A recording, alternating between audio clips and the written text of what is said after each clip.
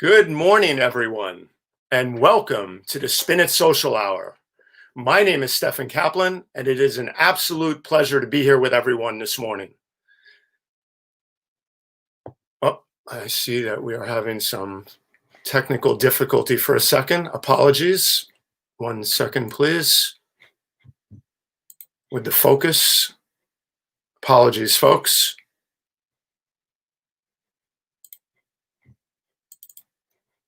I will fix that immediately. Okay, there we go. Apologies, folks. Once again, welcome to the Spin It Social Hour. My name is Stefan Kaplan, and I am the founder of the Spin It Social Hour. The Spin It Social Hour is a labor of love born out of care and concern for our photo community. And when this pandemic hit, I decided that I had to reach out and help these photographers around the world get their name out there and get their work out there more, because our field, like many other fields, has been hit really hard by this pandemic and the resulting economic crisis. So for the past 28 weeks, every week, I've been bringing great photographers on the air to introduce you to them and let you get to know their stories and their work. So please, as you watch this broadcast, hit the share button, let all of your friends know about today's guest and all of our past guests, all featured on YouTube now at the Spin It Social Hour on YouTube. So please check that out.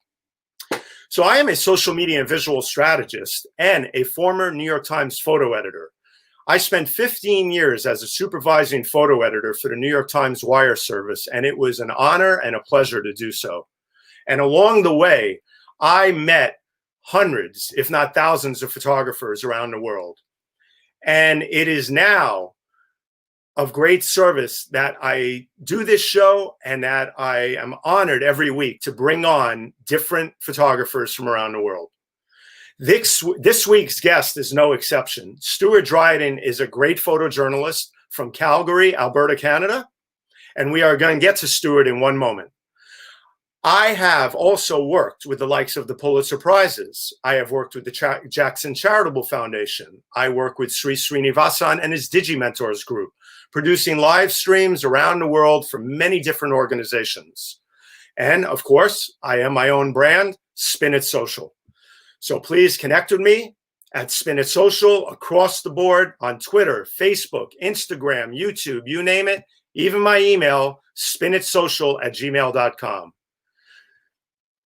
But we also have to pay bills, and we have to acknowledge and take care of our sponsors. I have my very first sponsor as of a month ago, and that is Real Talk, live from the barn, from visionary brand strategist Emilio Pardo. Let's take a quick look. A new show is in the works for 2 weeks from now.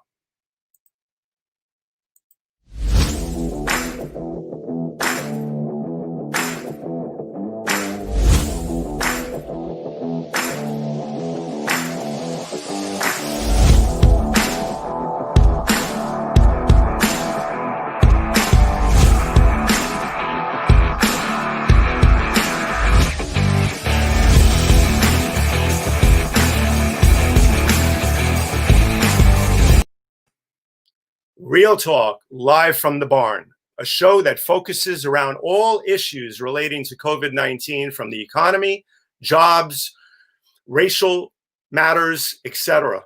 And we will have a new show developed in 2 weeks, so please stay tuned. Right now, though, I'd like to make one more mention for somebody that I've been working with for the past 2 or 3 weeks, and I'd like to let you know that this auction needs to be paid attention to. I hope that you'll visit their site and even bid and buy some prints from these wonderful children and Asima Charitable Trust in Mumbai, India. It is an amazing, amazing organization. This auction is brought to you by Entrepreneur. Visit them. It's called Beauty Without Boundaries. And Asima is raising money to educate and take care of the welfare of some of the poorest children in India, in Mumbai. So please check this auction out. 2 days left till tomorrow. Auctions.entrepreneur.com. Bid on a print. Also, you can buy prints if you can't afford to bid. We all understand that. But please visit them. Check them out. Some of the artwork is absolutely, absolutely stunning. So But now we must get to Stuart's work. So we are going to give a build-up for Stuart that he deserves and enjoy it. Stuart Dryden is a freelance photojournalist based in Calgary, Alberta, Canada. In his 30-year and counting career, Stuart has worked with Sony North America, the Calgary Sun, and the Calgary Stampeders. His work has been published in magazines and newspapers throughout the world. Stuart notes, the variety of subject matter in an average 8-hour shift is what drew me to the business in the first place. Being able to shoot news, sports, features, and video was the best way to improve my craft. The land is rich in color and ever-changing light, Stuart says. This last year, I have been blessed with the opportunity to investigate and appreciate all that the country has to offer and look forward to every chance I have to hit a back road and discover new treasures. Never have I photographed more birds and wildlife as I have in the last year. The technical aspect of capturing an eagle in flight was the initial draw. However, the more time I spent with such amazing creatures, I was on to owls, hawks, and I am expanding to photographing all sorts of wildlife. Just being close to such beauty and seeing them in their natural environment is addicting and so enjoyable. Everybody, please help me welcome my guest today, Stuart Dryden. Hi, guys. How are you doing? I'm doing good. I'm doing good. All right. That was a long buildup, I know. I hope you enjoyed it. Oh, I did, yeah. And when I say long, I mean with sponsors and other things. So, but this is a showtime now, so we have to make sure that everybody's mentioned. And but most of all, that you're here is what we're so grateful about.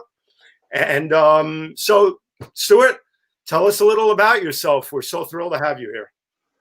Well, basically just a Scottish guy, moved to Canada when I was about 10 or something like that, and got into, always did photography, kind of thing. So I always artistic. Basically, I was drawing and painting, and it was actually back in Scotland one time in the 80s, and my grandfather left me his camera gear. He passed away, and his best friend was a shooter. Mm-hmm. And so I went out to go draw and paint landscapes on the Isle of Skye in Scotland. And it's raining. It's wintertime. It's raining every day, right? So I can't do anything. He says, well, grab your grandfather's camera gear. You got all this gear. Go shoot it, and we'll soup it and develop and print it at night, right? Perfect, right? So from that moment, I'm not kidding you, from that moment, I didn't touch a pen or a paintbrush for at least 10, 15 years.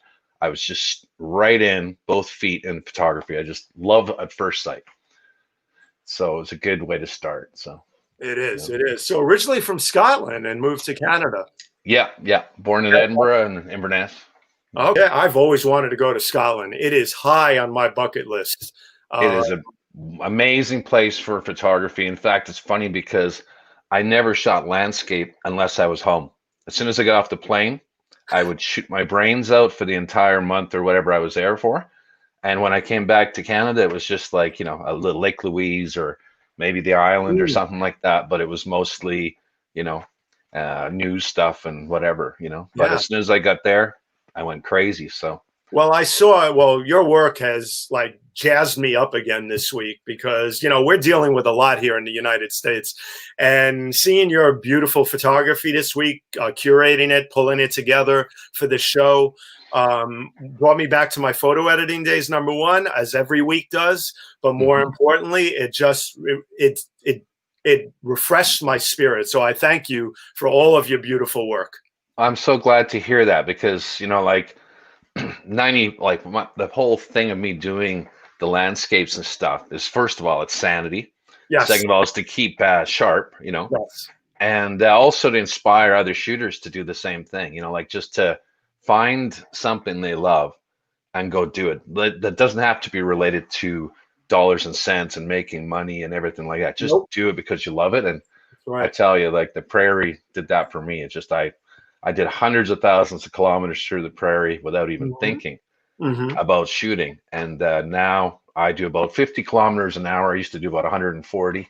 And, now I do about 50 kilometers an hour and just soak it all in. You guys drive fast in Alberta. Well, yeah. It's flat I and know, straight in the I know prairies. that. I know that because we were on a Canada fix for 3 years in a row, my family and I, and my wife, myself, and our son. We for the past 3 to 4 years traveled throughout Canada, and went to first we went to Vancouver, then we went to Jasper, and then we drove all the way to Banff, which was the bucket list drive of a lifetime, folks. And you have to do it one day. And I had to slow down on that trip. Normally it takes 5 hours. It took us 10 hours. Oh, geez. Yeah. Well, that's the way to do it. Yeah, you have to stop at every turn you make. There's a different mountain or light or this or that. I mean, or wildlife staring you right in the face. Exactly. It's a postcard every corner. It's nice. Every corner, man. So, I think at one point I was advised to, that's the last stop. We need to get to the hotel, if you get my drift. Exactly. But I saw earlier that Gary Hirshorn, another fellow Canadian of yours, was watching. Hey, Gary. Gary was a guest. Oh, hey, Gary. You know Gary. Huge fan of Gary's work. Huge fan, And that's the thing. I mean, Gary, like myself and a few other friends on the internet and or on Instagram and with the news, but that passion. We get out of bed every day. We're just passionate about what we do, and it shows in Gary's work every day. So. Gary is, I call him Mr. New York City Skyline. By far. And folks, if you haven't seen Gary's work, go back on the Spinach Social Hour on YouTube. Find it about 2 weeks ago. Amazing photography. But Gary, yes, I'm wearing my red for Canada. But I'm sorry, this is from Alaska. But I wore this to show the eagle on the mountains in honor of Stuart's work. So we went to Alaska too on my first cruise, and it was wonderful too. But I would rather do it by land one day. Yeah. So anyway, getting to you, Stuart, I have to tell you, when I saw your work and I knew about it, but when I revisited it and I said, wow, we're connected on Facebook, I've got to get Stuart on my show, because a lot of the photographers that I bring on, a bunch are from my network. Others are from introductions that people make for me. And now, of course, people are approaching me from around the world, and photographers and artists. And I just love connecting with everybody, but I do the show once a week. And I wanted to get you in this week because I feel that we needed that shot of beauty that you provide the world with. Oh, thank you very much. So Edward Leskin, a big fan of the show of Spinach Social Hour, says, amazing how many photographers started with drawing and painting first. I believe it no accident that having that experience first has a huge impact on the future of creating beautiful and striking images. That is how I started too, as did Stuart and others. Fascinating. Thank you, Edward. A future guest and a great, great person who comments with the most amazing comments every week. For sure. It is amazing. It's funny how, how many people, well, we're all artists, kind of thing. What's funny too is I had this ball of artistic energy my whole life, right? So I'd have to put it in different outlets, and art, obviously painting and drawing. Right. But years ago, I discovered music, guitar. I stopped in front of a guitar store and I go, you know what? I know nothing about guitar. Let's shake the tree. Walked in, here's $500. Give me what I can get for $500. Just a good guitar. Nice. I mean, a starter guitar. Yeah. And they were so good. And within seconds, minutes when I got home, I was playing, and I've been playing for, 10 or 15 years now. But it's artistic, just that to get out there. And right. There's so many shooters that play as well. That's a neat thing. Play, or they draw and paint, So. Yeah, it's funny. I never got into drawing. Photography was it for me. It just drew me right in. I only wish I had been a photographer when I was growing up in Greenwich Village. What a coffee book I would have had. Oh yeah. But the thing is that better late than never. And I got into photography when I took my friend Ronaldo, who was on my show months ago, put a camera in my hands when we used to roller skate.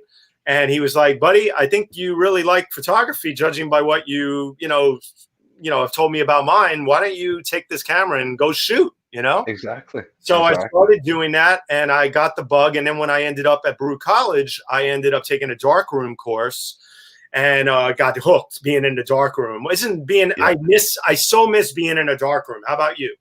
Well, it's funny you're saying that, because when I started in the paper, we had two dailies in Calgary, and one was a broadsheet, one was a tab.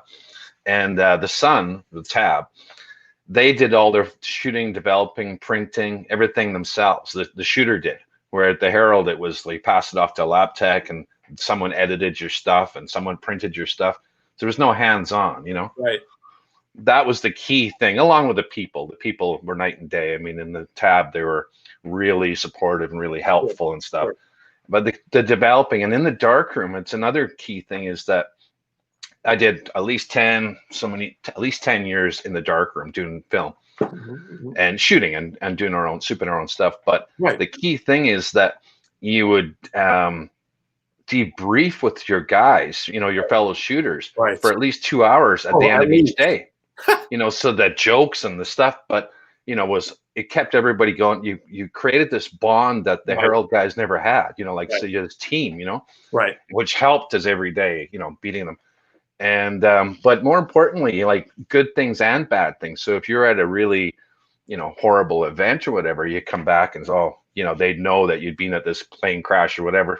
And just the way they bounce stuff off each other. Oh yeah, that happened to me like 5 years ago, just this. So subconsciously you were sort of dealing with it, and these guys helped you deal with stuff. And I never really took anything home, but you know what I mean? It's just with the laptop days, as soon as we went digital, you're in your truck, you post, that's it. I know. I do miss the camaraderie, and I do miss being with all my colleagues. Like at the New York Times, I was in the wire service, but I'd be on the newsroom floor constantly in the near the photo desk, and sitting down with, the likes of Angel Franco, Jose Lopez, Ruby Washington, God bless her.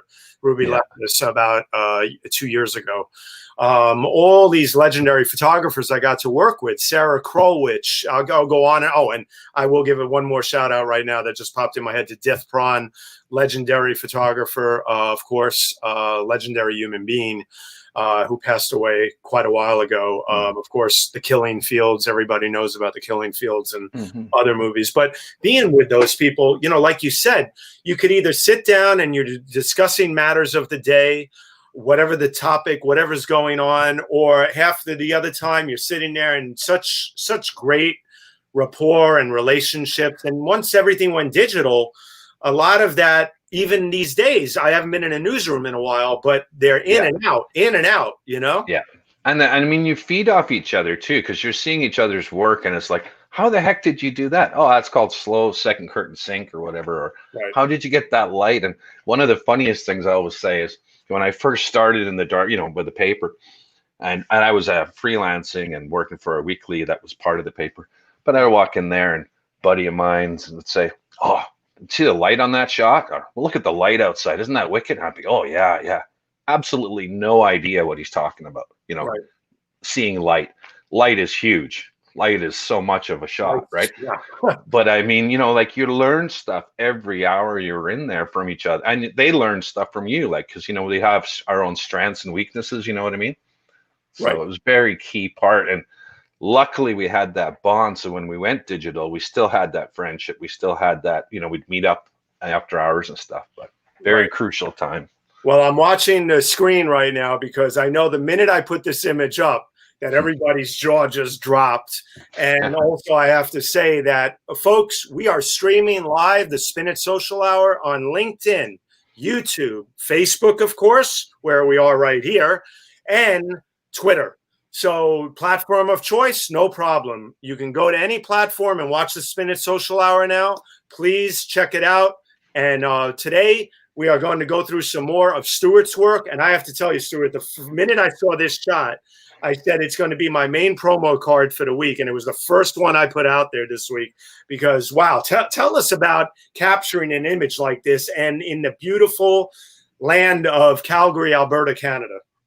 Well, this is a funny story, actually, because I was chasing this storm. I went out to a point east of Calgary. The storms come through pretty predictable paths around town or in the prairie. And so anyway, I was chasing this storm and it wasn't coming. So I bolted up the highest point in the area, which is really stupid in a lightning storm. Right. Now, And then it gets worse. So I'm chasing this thing. So I get to this is called a road allowance. So instead of being a road, it's just basically a cart path through a field, right? Okay.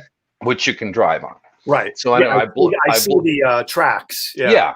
So I blow up there. I've shot lightning, fireworks and stuff, night scenes for over 30 years, right? I have never shot lightning handheld before.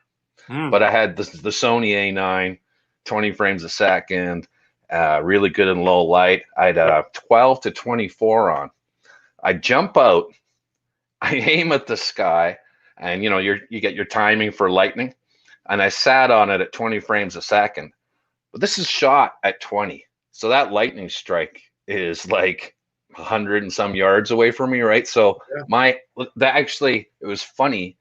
The numbers, your shutter speed, all the numbers info in your viewfinder was going crazy because the electricity was so freaking, high.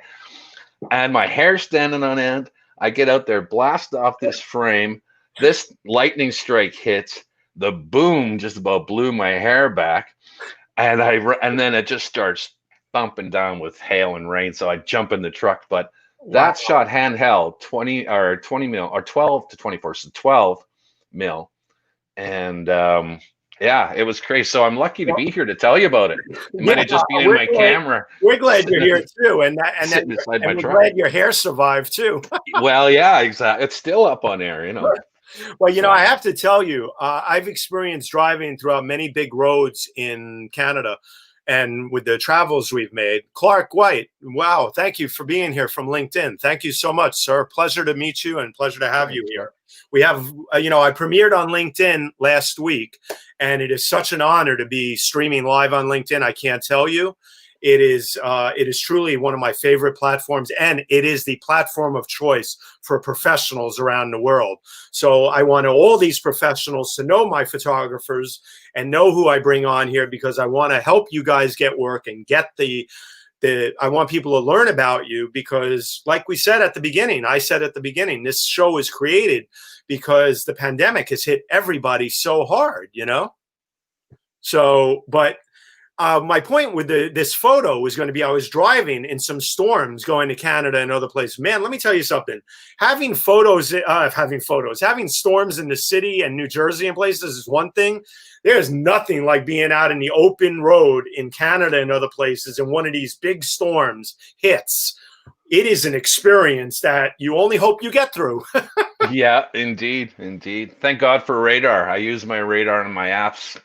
I was in 3 or 4 tornadoes this year, which is rare for our area. I mean, like 3 or 4, that's a lot, man. Yeah. Well, I wasn't in them because of the radar. I might have been in them with, so. So here comes the city. Here comes this other clouds and storms. One thing I've learned about being out in Canada, man, that it can change so fast. Yeah.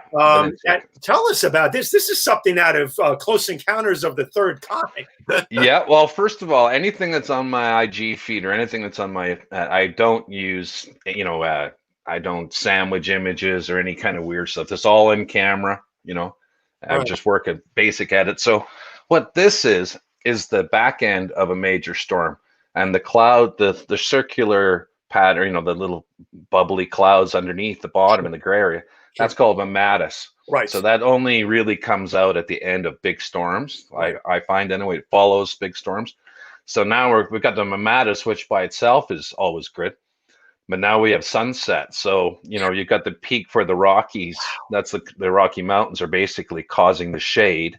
Wow. And then, above that, you get your sunset. So it was one of these moments where I just, F8 and be there. But, I ran out of the house. This is across town from where I live. I live on the other side of downtown. Blew over here because I needed to, something in the foreground. And I had literally minutes. I called one of my best friends, Mike Drews, and also a great shooter. Follow him, Mike Drew. But I called him, get out here. The light's crazy, right? And he left the house, and he was like 5 minutes, it was gone. That is the amazing thing about this type of photography. And you and I know both, and all of our colleagues too. It's about being at the right moment at the right time many Oh, times. yeah. Yeah. But then there's matter of seconds, if not minutes, if not seconds, to Yeah. grab something like this. And man, you nailed it. I mean, this is just Oh, beautiful, beautiful. thank you. Thank you. But you know, we have so much to go through here. So then you're out in the field though somewhere, and you come across something like this. Now, this is beyond magical. This is like all of the elements combined in a storm, but that comes out of a fantasy. I mean, when do you ever see something like this with two people standing there, as silhouetted by this? I don't know. Tell me about it. Well, you know, this was a tornado that touched down south of Calgary briefly, and so I was chasing it basically, and I was coming in from the north, and it was moving too fast for me, you know, like to catch up to it. So basically, I shoot a lot of stuff. If you see these long lens, like 600, 500, Right. 400, Right. and so I seen it in the distance. I couldn't get at it, and Right. this is a weird irrigation canal that Right. goes through the prairie, so it's elevated, right?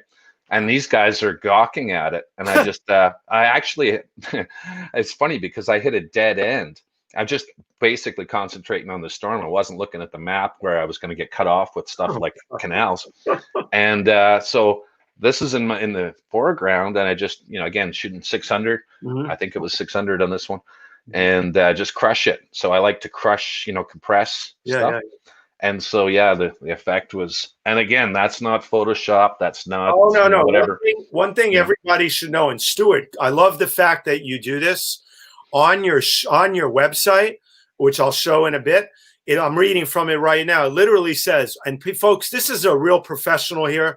And this is what I always tell people you should do, because we have so many things going on in social media and visuals today that everybody's caught up in Instagram and filters and this and that. Stuart says, and I quote, "All photos on my Instagram feed are available for sale or print or high-res files. These are only the most recent pics. All images are original single images as shot in the camera with standard editing. No HDR, high dynamic range imaging, is used on any of my images." So Stuart lets everybody know that all of this is true to form. So what you're seeing is what he took. It is not manipulated. Okay. Mm-hmm. Amazing work. Amazing. Thank you very much. Let's go on here because we have to get into all this. So, you know, we get to, wow, man. I mean, I was in Canada once, in Vancouver, and I got a shot like this, but not with that type of wingspan and everything else. This is something that everybody should have up on their wall if you love eagles or nature. Thank you. Thank you. I'm lucky enough. My folks used to live in an island on Vancouver Island, mid-island called Quadra.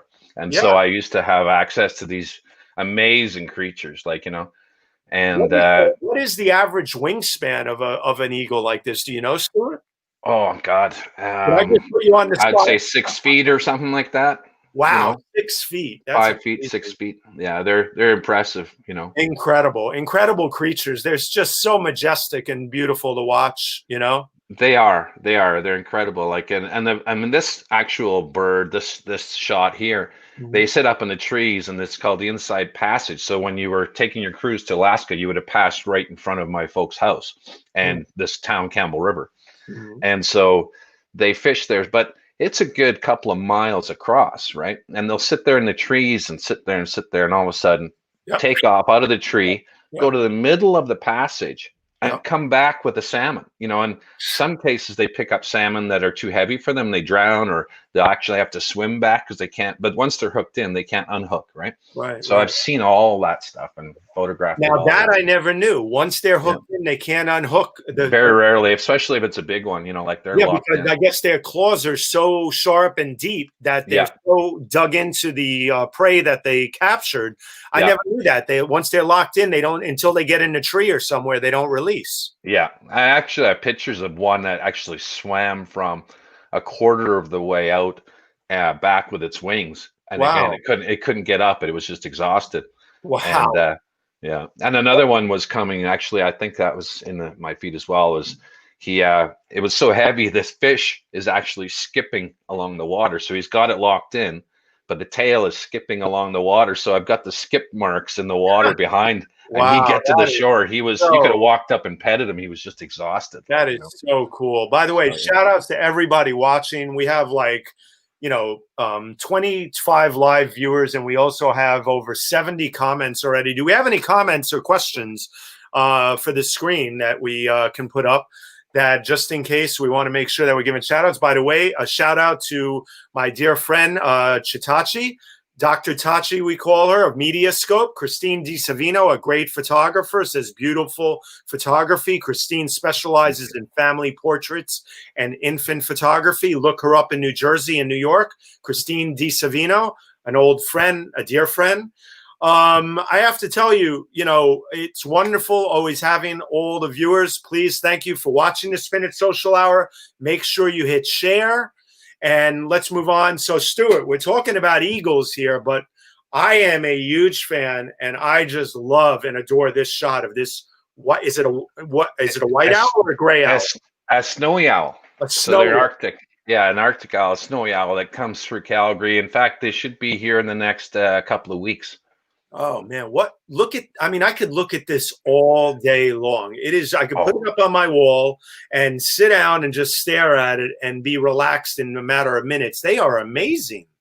Well, that's, the key thing is, and when I first started, when I left the paper or whatever, and I started shooting, just to get out of the city. Sure. Hashtag off the couch. Every picture I have on Instagram's hashtag off the couch, because I didn't catch that. Okay. Oh, seriously, totally. Just get my butt off the couch, get out in the prairie and do something. And when I first started shooting these guys, I would just sit there for a good hour. I'd be on a power pole or something like that and just soak it in. And then I got to the point where I'm actually talking to them, as I'm shooting them, and they're just absolutely stunning, So let me guess, and this is going to be a really bad joke, but and you don't give a hoot about shooting owls, right? Yeah. Oh, there you go. Exactly. They are incredible, though. I had to do that. Yeah, exactly. But this is also a really, really great moment, because here you have, let me see if I'm correct, a wolf? Coyote. Coyote. Okay. Yeah.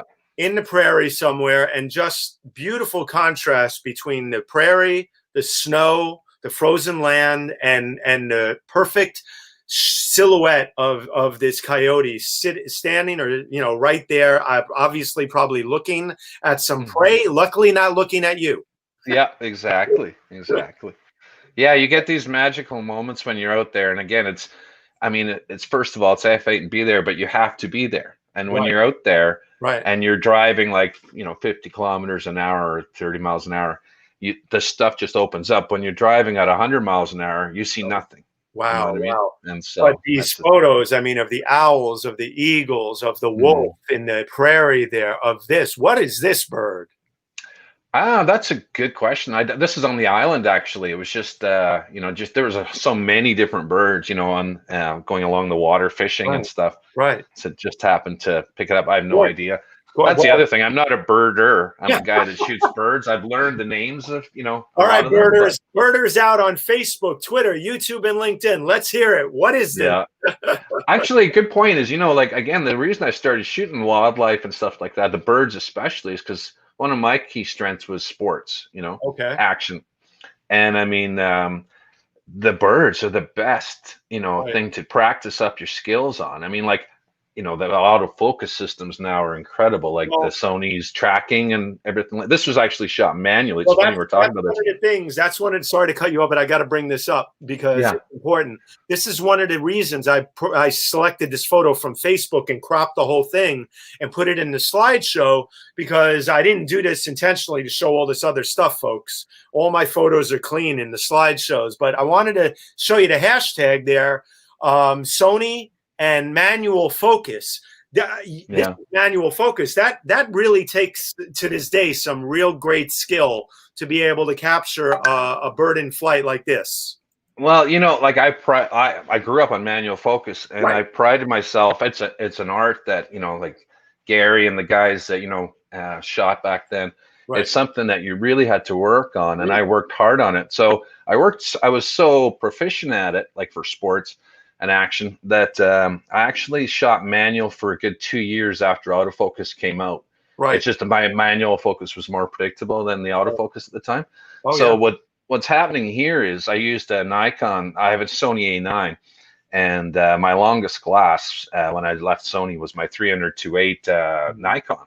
Mm-hmm. So I basically, and it would only work manual focus. You couldn't get the adapters were no good Right. to, for autofocus. Right. So again, I'm completely comfortable shooting manually, and I did that for a good 6 months this year with the long No, yeah, glass. no. Listen, I always tell people, I'm always very happy that I came from the old school of manual and dark rooms and everything else, because Rose Horowitz, a dear colleague of mine and a great, great person to follow on Twitter, women to follow. Rose says practicing skills on action photography with birds in flight. Okay, Rose, keep it up, and we want to see them one day. Clark says from LinkedIn, what is the best lens, Stuart, to use for outdoor nature storm photos for a Sony a6400? Wow, look at that. A specific question.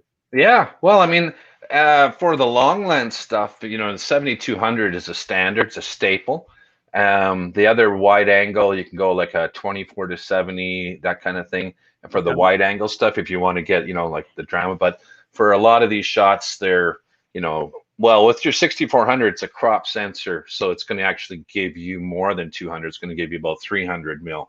Right. So that would be a no-brainer. The first, a 7200 should be in everyone's kit. So listening to your technical ability, which all, professional photographers have, of course, and, well, I mean, so I found this photo of your friend Frank. Yeah. And I believe his last name is Shuttletoski. Shuttletoski, yeah. Shuttletoski. I love that name. Yeah. So I came across it. I read your caption on it, and it was such an endearing caption about somebody who's meant so much to Canadian photographers and to, photographers everywhere, and also you you personally. Definitely.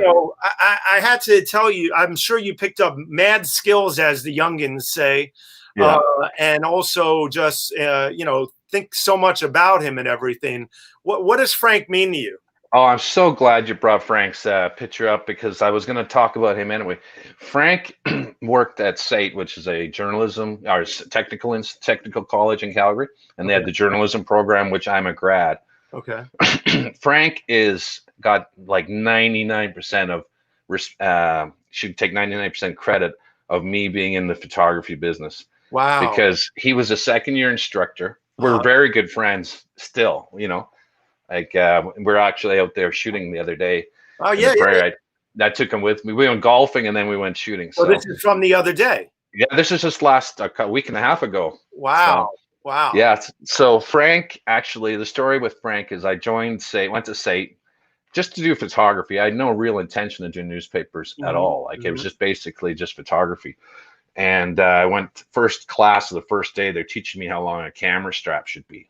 So like I'd sold cameras for 4 or 5 years before. So I was like, oh my God, like I quit my job. I've locked in for 2 years here. I just turned down a job with Delta Airlines that morning. And I'm learning how long a camera strap should be. So I said, oh my God, I got to get the hell out of here. So I went to Frank's lab.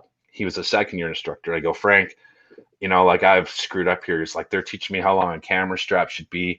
Can you give me the second-year assignments, not for marks or credits or anything? I just need something to do, And he goes, well, I can't do that for you, says, but there's a couple of grads that are running the weekly paper that's inside the daily paper. Right. And he says, go up there, tell them the situation, and maybe they'll give you an assignment. I literally went right from that lab in my car, straight to the paper, walked to the newsroom, go, hi, I'm Stu. This is the situation. They go, well, you know what? We have a football game at 3 o'clock. You can cover high school football. Whoa. Went straight to the game, shot it, had a good game. And from then on, I'm a newspaper guy. And Frank is 100% responsible for that, What a story. And one final thing with Frankie is that, so I got in with the Sun while I was in school, shot the Olympics for the Sun. Yeah. I had all these great things going on, the Stampeders and stuff while I was in school.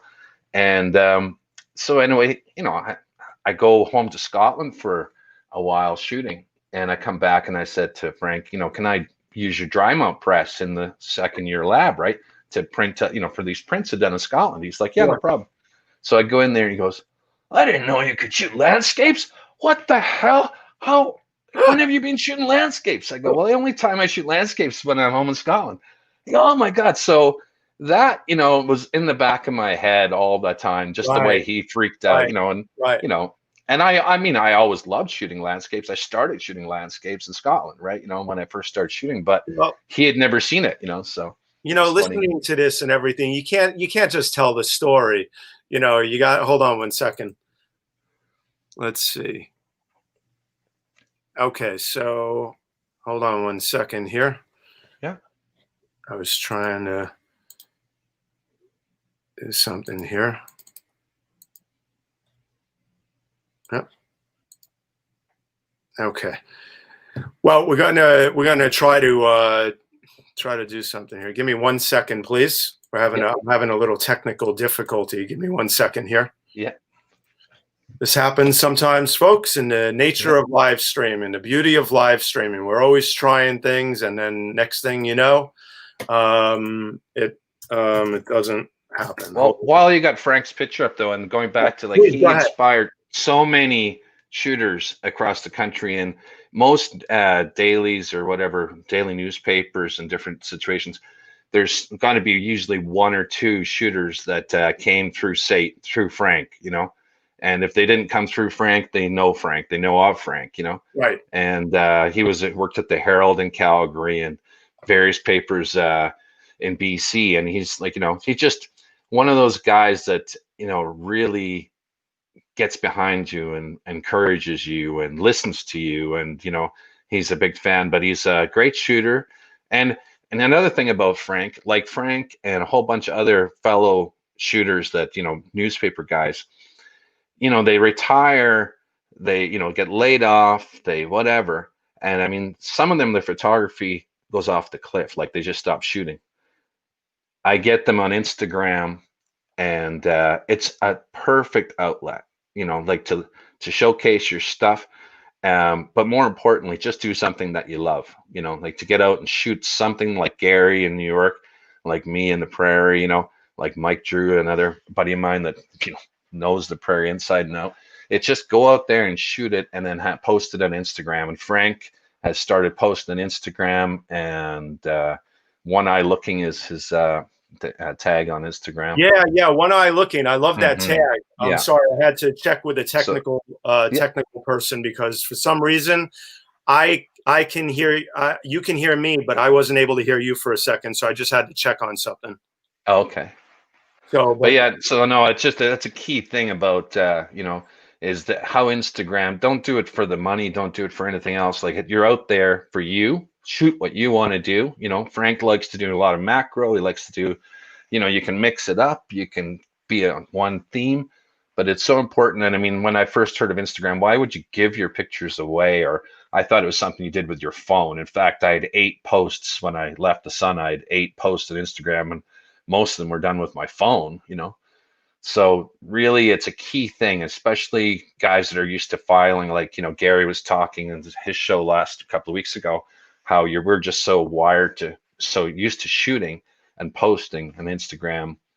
You do that every day, really, so like you would in the newspaper, is file. And that's a key part of it. So, and it helps your photography immensely. Shoot every day. So, yeah, Frank. So everyone, Frank's inspired so many shooters. He's a crazy guy. Well, I love the story. I love everything about Frank and everything. I apologize for the technical problem. I've got it solved now. Thank you for continuing to tell the story while I solve this problem. So let's move on here. Frank, we hope to meet you one day. I do, certainly. He looks like a great guy. Very much so. I'm going to shuffle back here. So tell us, Stuart, about getting a shot like this, because I understand you're on a hill somewhere overlooking this. You must be either that or you were in a helicopter. Well, yeah, a lot of the shots, they look like they're shot from the air, but this is actually very steep hill. So I'm actually at the bottom. I'm sort of eye level to it on it's a coulee, we call them. So basically, a valley, and I'm on one side shooting across the valley. So again, compressed, shot at 600. And if you notice, a lot of my work is lines and light. That's the Hold two on. things. I'm sorry to interrupt you. Yeah. We have breaking news. Uh-oh. Look who's here. Hey, oh my goodness gracious. Hey. Do you really think I was having technical problems? Yeah, there you go. I was trying to get your buddy on here so we could hear from him straight. Surprise! Exactly. Well, first of all, he beat me at golf that day in that shot. So yeah, well, it's nice that they let me win once in a while. Yeah. Frank, I was determined to make sure we got you on the show. I wasn't giving up. Everybody was probably like on LinkedIn and everywhere. This guy, what is he doing? He's in the middle of his broadcast. He's on his phone. He's muting himself. Folks, when you want a surprise to happen, you make it happen. Exactly. One little thing I didn't do. One little thing. What was it? I forgot. Well, when I started up, I forgot to click on one spot, and oh well. Isn't it always that one spot? Yeah. Anyway, I'm going to let you guys tell everybody about what you guys, Stu already told the story, but I found the story and the relationship so endearing. I had to bring you on together to let you, shoot the breeze for a couple of minutes and tell people, about how you guys have worked together and everything else. Yeah. I still got those, I left a pint of Guinness on the step this morning, hoping Stu would come by to clean the sidewalk. But oh, hey, you betcha. That hasn't happened. That was my job when he was jet setting around the world on one of his many trips, shooting. Yeah, hey? And that was the year it snowed so darn much around in Calgary. He was turned into Superman after that. Yeah, so, my pipes. I saw the photo you posted of Frank, Stu. And I said to myself, you know what? I had to, after I tracked him down, I friended him on Facebook. Thank God he friended me back. He said, okay, this guy looks okay. And I asked him to have a virtual beer. and I said, you know what? I would love for you to come on and tell us a little about yourself and what Stuart, means to you as a photographer. And thank you so much for taking the time to be here and for making everybody on all the platforms realize that I know what I'm doing. Definitely. You caught me off guard. Great surprise. Surprise. Oh, so Frank, tell me, what kind of a student was Stuart? Oh, God. Oh, just a real pain in the buttocks, Yeah. I know. I could understand his pain as in his first year about measuring the camera strap and stuff.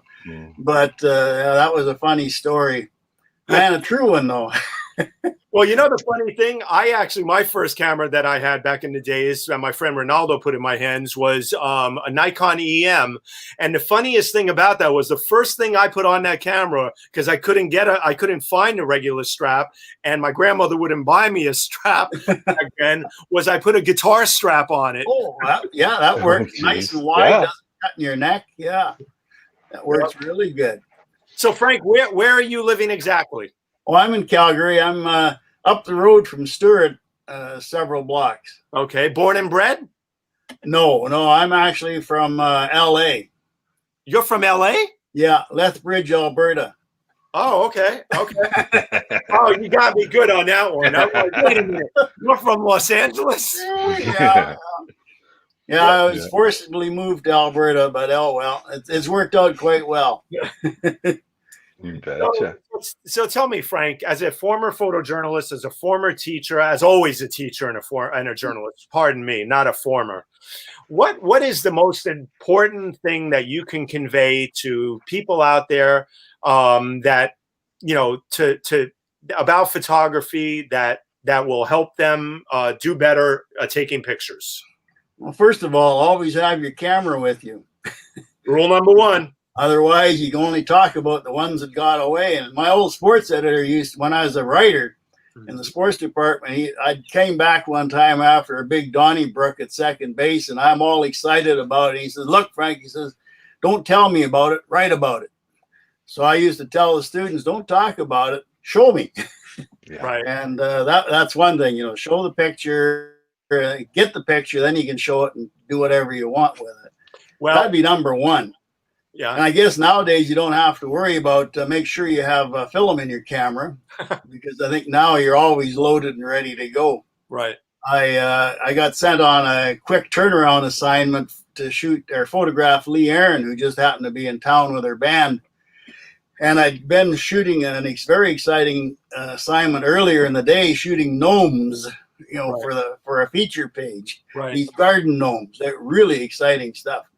So I dumped my film off, and the editor at the time, Rick, says, "Can you run down and get a picture of Lee?" And I said, "Oh yeah, I can do that." And of course, in the old days with film, I just taken the film out, got down there, and I got 30 minutes into it, and oh crap, that rewind knob's awfully loose. And without a beat, without anything, she says, "You don't have film in, do you?" Oh man, you know, No, I don't. I'm going to be honest with you. I've done that with. I never did it with film, but I did it with discs. Oh, And I'll Oh, never yeah. forget the time I went out and there was something how I used to document the NYPD. I documented the NYPD for 10 years. And I was out. I ran out one day to do something about a block from my house because I lived right near the Hudson River. And I ran out, and it was the first time I had started shooting digital. And I didn't have a disc in the camera. Oh, Yeah. geez. Well, it's just one of those things. You're rushing, and everything. As soon as I dumped the film, I'd always put a roll in. And Right. this time I was in such a fast turnaround that you know. Well, but then Frank, what happened is they solved the problem because they finally started making digital cameras with 2 slots. Yeah. Then they've taken that away now, I think, in most of them. A lot. Right now, there's so many different things. Yeah. But so looking at Stuart's photos here, the one thing that strikes me most about his photos is that the use of color, of course, is number one, which you can't do away from. But the beautiful way that he captures the landscapes at many different angles. Yeah. And I think that's really important because, when you're out in open territory, so to speak, boy, I'm talking like a real Canadian now, right? Well, here in Bald Ass Prairie, yeah. When you're out in open territory, I'll stick to that. It's that, there's all these different hills and downturns and this and that, but you still have to know how to take things at the right, focal length and the right angle and everything else. And Stuart just nails it. I mean, every single time. Yeah. Well, I think he does a good job of exploring the picture with, everything from a wide angle to his newly acquired 600. Just as, he has a picture in mind, but he doesn't go with just that one. He tries 2 or 3 different ideas. Right. And, Very important point. That's what sort of separates the pictures from, the wheat from the chaff out here. Well, Frank, I want to tell you, the one thing, first of all, having you here to talk a little with us is so appreciated. But the one thing that I'm sure Stuart will say, I'll just tell you my quick thing is I always remember those that taught me so much. And I always remember, though, to this day. In fact, last week I had a show, and my professor from Baruch College, who was my mentor in journalism and made me follow the path of journalism and photojournalism, Rosalind Bernstein, was on last week to talk about artists on both sides of the U.S.-Mexican border with Stefan Falke. But I'm looking at this photo here that Stuart took, and it made me think, and it made me weep just a bit about his relationship with you, because it's always so special to have somebody like you, our seniors, our mentors, and no disrespect calling you a senior, of course. I like the discount. But a senior photographer is really what I meant. All of the wisdom that people who have experienced so much, such as yourself and this war veteran here that Stuart will tell us about in a minute in this photo. But thank you for all you do for photographers and students out there, Frank. It's always fun. Indeed. I've never had a dull moment at all in the 34 years at SAIT and all the shenanigans that we used to do in the old Tri-X days in the newsroom. Right. You just can't beat it. Well, we're going to make sure everybody finds out about you, Frank. Could we put Frank's Instagram handle, please, on the screen so everybody can know it? It'll be on the ticker below. Make sure that you follow Frank. His Instagram handle is One Eye Looking. One Eye Looking. So we'll have it up there. What's that? You got to watch out for Stu, though. Don't listen to him because he'll say everything's a tad fuzzy. I was about to say he should have a T-shirt that says that, because all those shooters across the country that he, got into wire services and newspapers and stuff like that, he'd haunt all of us because he would sit there, you'd hand in your picture, and it's sharp as a tack, and he'd look at it, and he said, it's a tad fuzzy. So, and this is manual focus days. So my focus was always tack because of him. No matter what you gave him, it was a tad fuzzy. So. Wow. Well, let's do one quick thing too for everybody, and let's actually make sure. Okay, there it is. So, Frank, your Instagram handle is right there for everybody. It's coming up. There it is. One eye looking, folks. Make sure you check Frank out on Instagram. And so Stuart, tell us about this photo, since Frank's here, about this war veteran that really caught my eye because of the hands and the photos and everything. Tell us about this, please.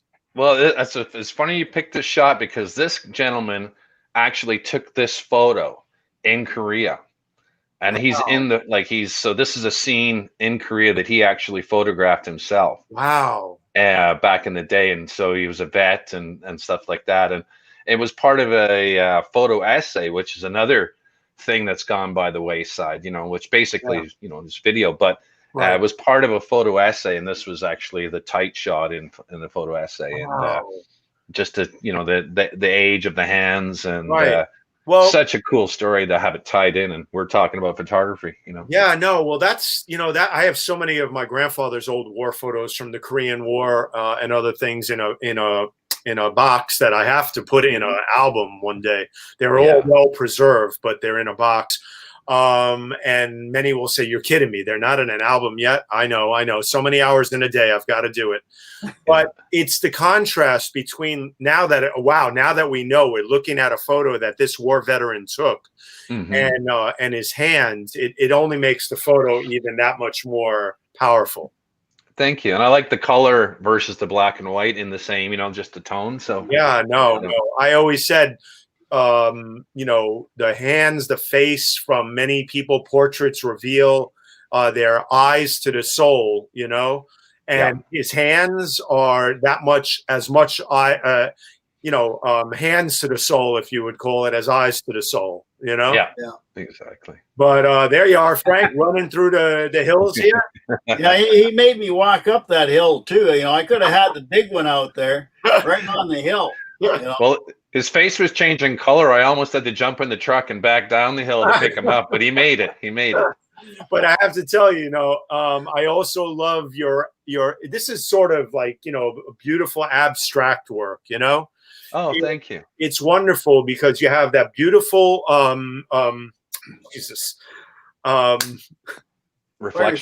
reflection and fire escape. Sorry. Yeah. Fire escape and the window. It's just perfectly sandwiched in between, and it just brings out everything and that beautiful color, from that tower in Calgary, Thanks. Yeah. The old and the new, it's kind of the contrast, and then you got the colors, and, so right. But here we go. Okay, so Frank, Stuart would show this photo to you, and you would say it's just a tad fuzzy, right? Oh, yeah. I'm sure that the boots I think are a little fuzzy. I'm not sure. Hey, you know what? All these years, it was just he needed eye surgery. There's nothing wrong with our shots. It was just he needed eye surgery. This photo is so sharp. It's amazing. It is. Do you know who this is? I forgot to note it down. Oh, geez, I don't. I think she's a Swiss skier. Wow. I have the name somewhere, but yeah, these shots of skiers are amazing. I love them.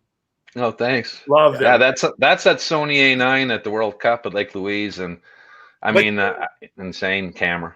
As much as I love shots like this, Stuart and Frank, I love this even more because this moment with the snowdrift sort of like flying up at her after she stopped and did her skid and everything else, and skiers are probably yelling at me right now, skid, whatever you call it. I'm not a skier, sorry.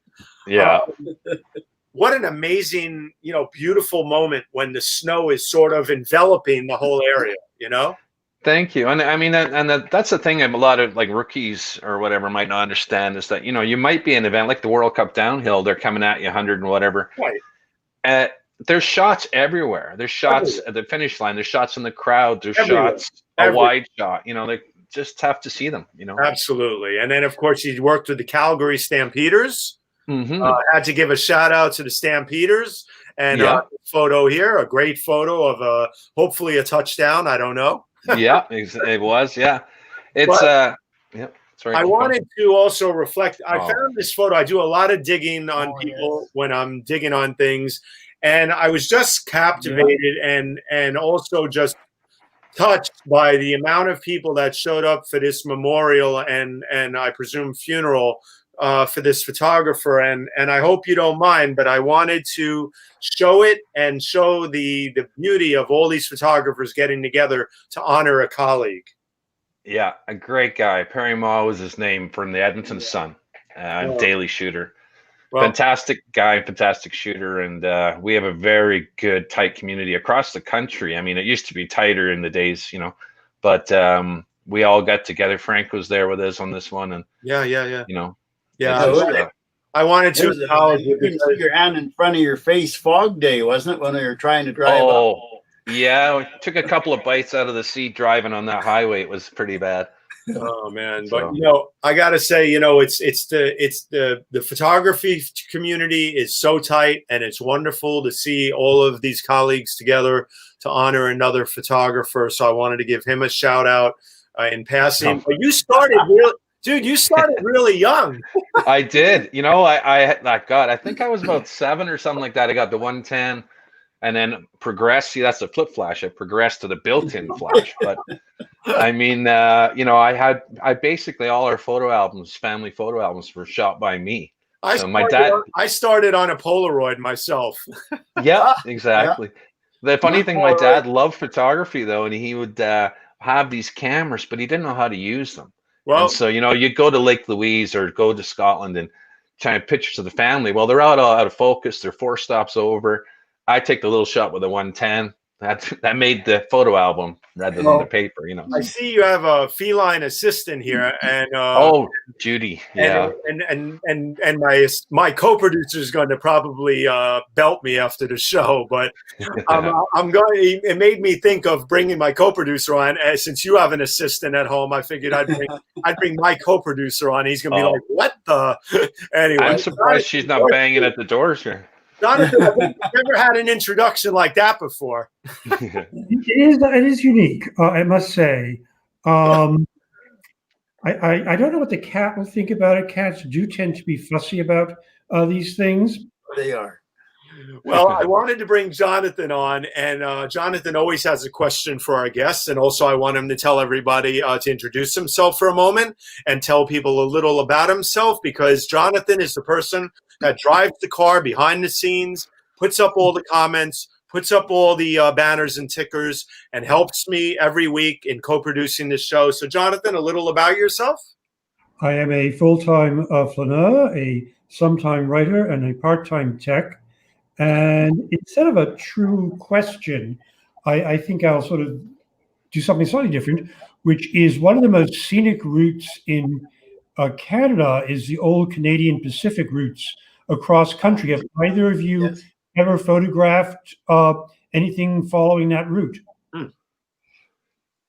Yes. Well, I mean, the CP run is basically runs through Medicine Hat towards Calgary. So a lot of the area, which is east of Calgary, and a lot of that area is where I shoot. And Frank, he likes to shoot that way as well. And then, of course, through the mountain pass through Banff, all that way. So, yeah, because funnily enough, like a lot of the towns and stuff like that, small towns were built along the railway. So anything, it's basically it's all built around the railway, so it's kind of a main thoroughfare, main passageway through. Okay. How about you? But Have you shot that area? As a child, I remember going through there on the old train, steam engine, Kohler and whatever. Right. And I was always, now for, I don't know, several years, we'll say, been always meaning to go back, but can never afford it. Yeah. Well, traveling, part of being a photographer, zooming around a big place like Canada or anywhere is the expenses of traveling. So I can understand that one. Yeah. But go ahead, Jonathan. One of my things, because my background is architectural history and journalism, is I'm fascinated by the old Canadian Pacific hotels. These huge behemoth, and they fascinate me. And if I were to do a little photographic essay, it would be all the hotels across Canada along the track. You could do a book on the Banff Springs alone. There's so much history on that. Oh, absolutely. I mean, yeah. Back in the day when the pyramids, like the rich, the elite or whatever, they go from the pyramids to the falls in Africa. Right. Banff was one of those places, and the Banff Springs was one of those places that they would stay. And it's a really amazing place. Yeah, no, I tell you, Banff and Jasper, wow, man, I tell you, they both captured my heart, man. But all right, Jonathan, thank you very much. Appreciate it. See you soon. Thanks for helping out. Absolutely. So we're going to go through some other photos here and everything. I had to show this because every Canadian has to have a photo of themselves on ice skates. Exactly. Oh, it's my favorite human, my daughter, Sarah. She's amazing. Speaking of your favorite human, I was thrilled to see that your daughter has a camera in her hands. Yes, unfortunately, it was a Canon she inherited from my dad, but yeah, she's an amazing artist. And I paint, and she blew me away with her artistic ability. And and great. You want to give her? Does she have a website? You want to give her a quick shout out? No, she doesn't actually. She's just not a shooter. She's just making Dad happy and doing a trip out in the prairie with me that day. Well, that's wonderful. She looks like a great girl and a great lady. And I just wanted to honor your daughter and her passion for photography and following in a bit of Dad's footsteps there. Yeah, I appreciate that. She's very proud of her. Fantastic girl. No problem. Hey, you Canadians wait on long lines for photo stores, man. I know. It was freezing and snowing, and there are guys in shorts for crying out loud.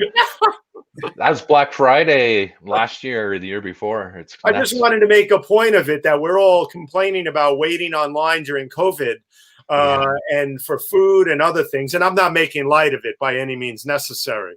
Yeah. But, I have to do it too. Waiting online every week now, Trader Joe's and many places. But Canadians have been waiting online for even photo stores on the worst weather conditions for ages. I've been at stores where Black Friday or Boxing Day where it's minus 30 outside degrees, and they're lined up for hours to get $50 or $100 off a camera or whatever. It's like nuts, So I've never needed a product that badly. Exactly.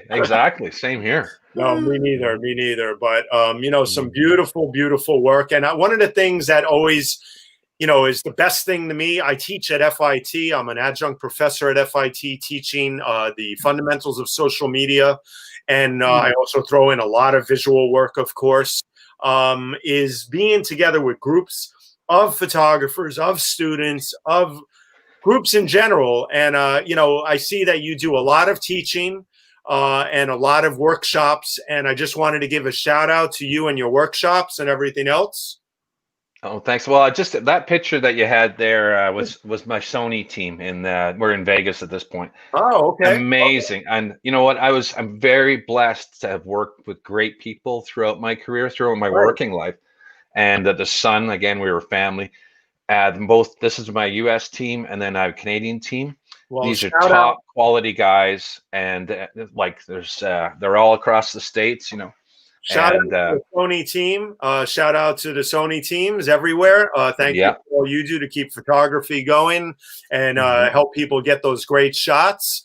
And also, I love going into alleys and everywhere and finding these great walls and art in many cities.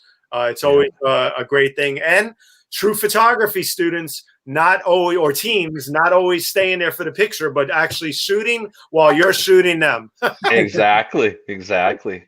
But, you know, a lot of workshops with Sony, a lot of teaching. So great. Everybody should check out your website, Stuart Dryden photography.com, and make sure you learn more and more about Stuart. I found this to be hilarious. Oh, these buggers. See, that's what I mean. You can't be on the sideline, do anything crazy without another shooter getting a picture of it. So It hasn't shown the one where I was accused of on the sidelines, at least. This guy, I was shooting a Stampeders football game, Canadian football game, and my photo editor, a buddy of mine, was on the other side, you know, doing the other angle, and he's standing beside this character, Frank, and a receiver was coming in for a pass, and I'm obviously following the receiver, and I hit these two guys. Well, the shot looks like Frank's throwing the photo editor under the bus, essentially, right, in line, and actually snapped the photo editor's monopod with a hit from the football player. But yeah, so exactly. So I got this wicked shot of Frank going like this, and then the photo editor going like this with the cameras and the receiver. It was funny. So funny. Yeah, I did color that story, didn't I, Frank? It looks like they're pushing. You capture all different moments, whatever agency, whatever you're working with, whoever distributes them. Yeah. You know, I have to tell you, I'm a big dog person. I only have 2 guinea pigs right now, but this photo is just is a framer of a dog, of a canine unit. Because I mean, where do you see this? A dog looking at his own picture. Well, you know, I gotta take my hat off to you, seriously, Stefan. Your research is amazing. I mean, like having Frank and then going back in the day on my old stuff here, I'm very amazed at how well you've done that. The way when I first started using StreamYard, by the way, folks, StreamYard is my platform of choice. It changed my life, being able to do these broadcasts, by being able to bring on great photojournalists and photographers who are able to not only tell you their stories, but for you to get to know them. Because like I said, remember, the basis for this show is for you to get to know them and their work and give them work. That's why I'm thrilled to be on LinkedIn, whether it's people in Canada, people around the world, whatever photographer is around in your area, in your country, in your town, in your city. Get to know them through my show. Give them work. They're great photographers who can do your corporate work, your family work, your concerts. Well, there are no concerts right now. You name it. But that's one of the reasons why I have them on here is so much work has been affected. Please get to know them, review their work, touch base with them on social media, through my help, through anybody's help, and let's help them survive and get through this, just like everybody's helping each other right now and should be, because this is tough times, folks, even for me. And let's make sure we help each other, because that's what it's all about. Okay? For sure. So shout out though to Frank and Stu. I mean, for Stuart for recognizing that. Thank you, because I dig deep into everybody's work. Yeah, that's amazing. Actually, I'm very impressed. Very impressed. So this is a great shot. I love it, man. Shout out to the canine unit. Yeah.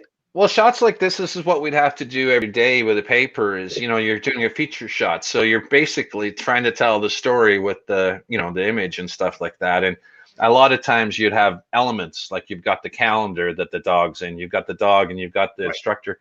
It's just a case of putting them together. And, you know, that's something that I did every day and didn't really take for granted. But I was surprised that some guys that just cannot do that, like put the elements together to tell the story properly, you know? Yeah, no, it's all about telling the whole story. I always tell people, wherever you go, let me tell you something.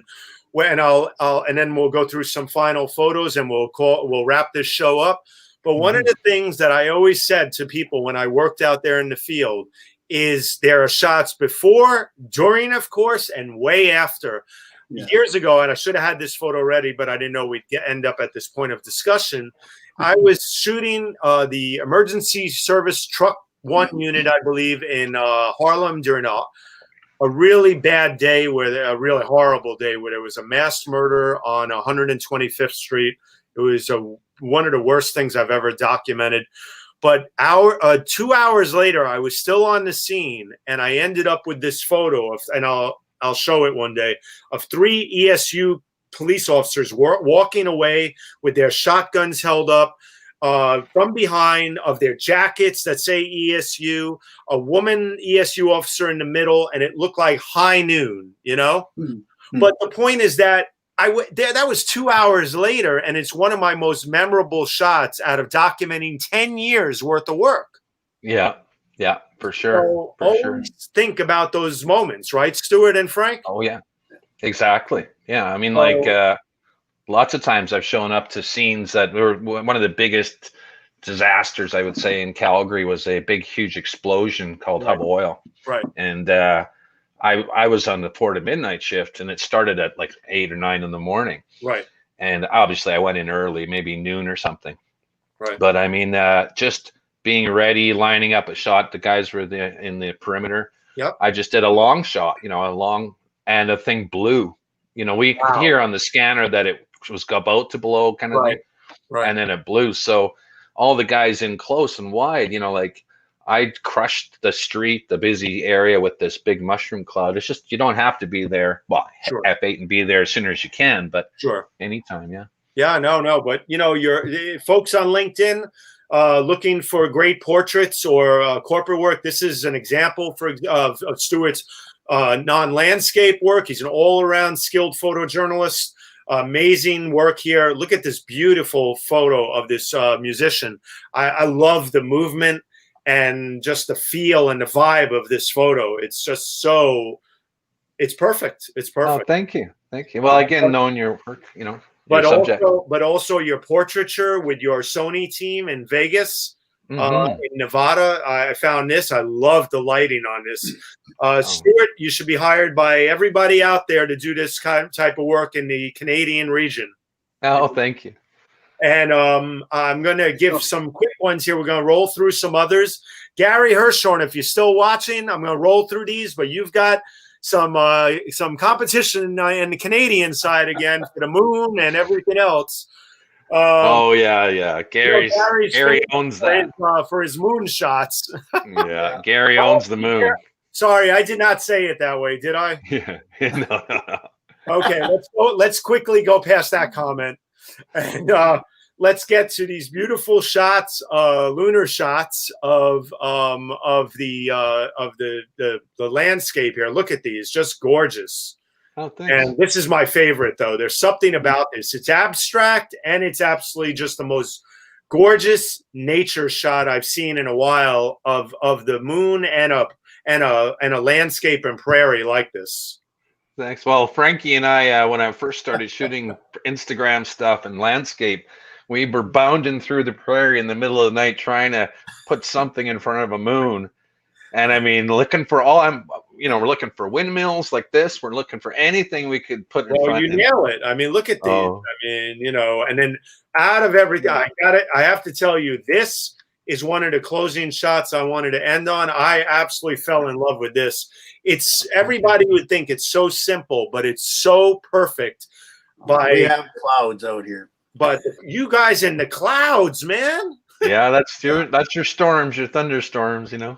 But there's also, the old barns and stuff to capture, and the fields and the sun and the beauty of and then there's always the humor of Canadians, man. Yeah.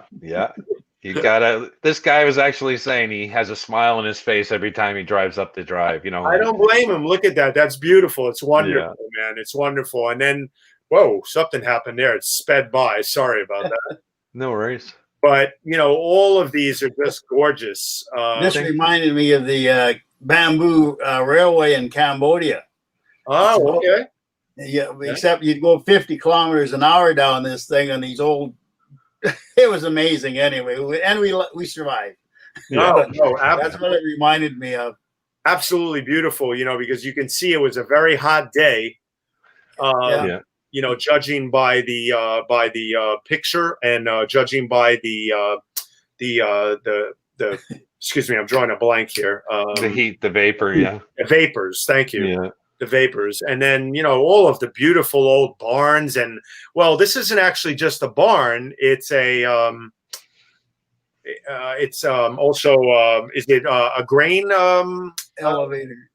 A grain elevator, yeah. grain elevator, right? Yeah. Okay. The giants of the prairies, they're all over. Getting pretty rare. I love that. The giants of the prairies, right, Frank? Mhm.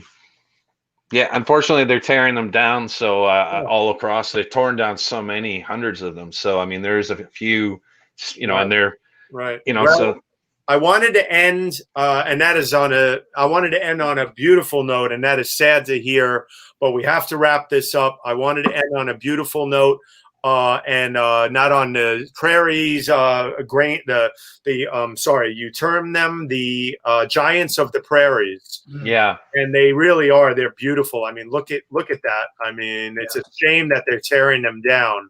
And a lot of that has to do with another show on the state of the industry and many other things. But I wanted to end with this and say, Stuart and Frank, it's been absolutely lovely and beautiful having you on and telling your stories and sharing your relationship. And thank you for being here. Find Stuart, please, once again online on Instagram at StuPhoto8, and find Frank at One Eye Photo. One final quick comment, Frank, on closing. We'll give the senior photojournalist here the last word. Is what's up with One Eye Photo, Frank? Well, usually looking through the camera with one eye, and the other one's on the side. So I don't know. I just thought it was kind of different. I love it. And you know what? It's believe it or not, it's a really smart social media handle because I will never forget it. And I work for Seymour and do less. Well, I work for Seymour and do less. You know what? You got to love with a brum bang for the end. Exactly. All right. So guys, hold on a minute. I got to wrap this up. I want to talk to you behind the scenes. Give me 1 minute. Okay. I'll be right back. Well, thanks for everyone for watching. Right, Frank, thank you so much. Gary, from a fellow Canadian and sharpshooter, thank you so much for the props. Okay, hold on, guys. Be right back. Sure. All right, I'm going to take everybody off here. We're going to stop sharing the screen. And I'm going to say, folks, thank you for another great hour. Well, hour and 25 minutes of your time. We try to keep it tight, but we never cut the stories short. So there are great stories to be told and great relationships to be explored. Gary says he has inspired me to go find a picture of another foggy day in New York City. You go, boy. Thank you so much, Gary. So I'm going to wrap it up here by saying that next week's show is a really, really great show. I'm going across the pond, as they say. We are going to the UK, and we are going to be in London, virtually, of course, with Ima Dattenberg Doyle. I so apologize for mispronouncing that. And Tuva Wolf of the Gallery Doyle Wham in London. New faces in contemporary African portraiture. I can hardly wait to have this show to discuss this body of work that they have on exhibition at their gallery and that they show at the Gallery Doyle Wham, because I went to a very international school growing up with tons of students from Africa and Haiti and many other places. And the whole country and countries the continent has always been very near and dear to my heart. And I can't wait to have these two gallery partners, and Tuva is also a very accomplished photographer, have them on to talk about this body of work. And we hope to even bring you at least one of the photographers which we'll be working on for this show next week. So please join us next Saturday for New Faces in Contemporary African Portraiture. And then the other thing that I want to do is give a quick shout out to, sorry, 1 second here. We have, okay, I see what happened here, and I see exactly what happened. Pardon me for 1 second. I want to give a shout out to Sri Srinivasan and his Fundamentals of Social Media course through Muckrack. Please enroll today and learn the fundamentals of social media and much, much more from Muckrack, a great institution here in New York, an organization. And this is a free course to learn all about social media and everything else social media related. Learn through Sri, please. And this is hashtag MRA Social. And tomorrow, please tune in for the NYT read along with Sri Srinivasan, my dear colleague who I work with through DigiMentors as a freelance consultant and live streamer, and Amy Padnani, editor of the obituaries desk for the New York Times and creator of Overlooked, a series that tells the stories of remarkable people whose deaths were not originally reported on by the New York Times. That will be a fascinating show, folks. And I tell you, please tune in for that as well. And finally, we're going to close out with a shout out for She's on Call.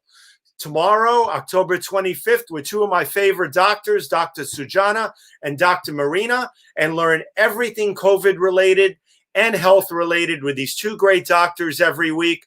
Please check them out. But we are going to take it off the air here and say, see you next week for the Spin It Social Hour right here on Facebook, LinkedIn, Twitter, and YouTube for new faces in contemporary African portraiture. Have a great day, folks. Have a great weekend. Take care of yourselves. Bye-bye.